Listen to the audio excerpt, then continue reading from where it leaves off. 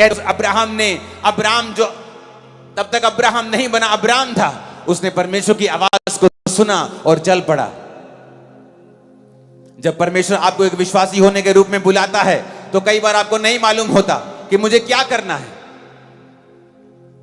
बस इतना मालूम होता है कि पास्टर ने कहा है कि गलत संगति नहीं करनी है, अब वचन पढ़ना है, अब परमेश्वर के घर आना है, बुरे दोस्तों को छोड़ देना है। लेकिन एग्जैक्टली मालूम नहीं मैं क्या करूं, कैसे जीऊं। अब्राहम को यह तो मालूम था कि अपने पिता के घर को छोड़ना है, लेकिन जाना कहां है?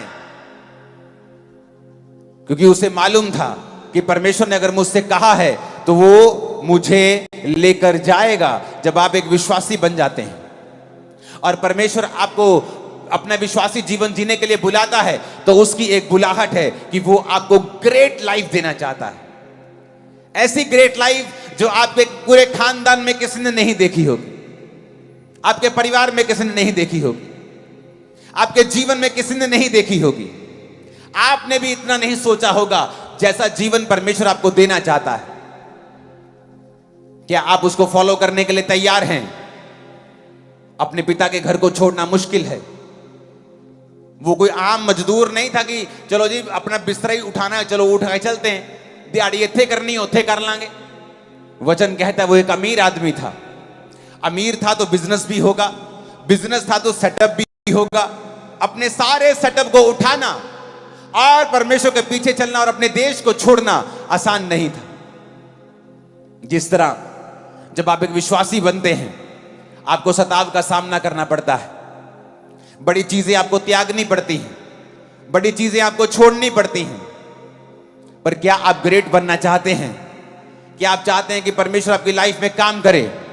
क्या आप चाहते हैं कि वो भी आपको इतना महान करे जैसा आपको बुलाया गया है अब्राहम की तरह महान होने के लिए?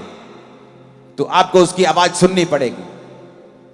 अब्राहम बहस कर सकता था कि प्रभु तू ग्रेट कहीं भी बना सकता है, तू तो खुदा है, तेरे लिए क्या मुश्किल है, इसी देश में मुझे महान बना दो,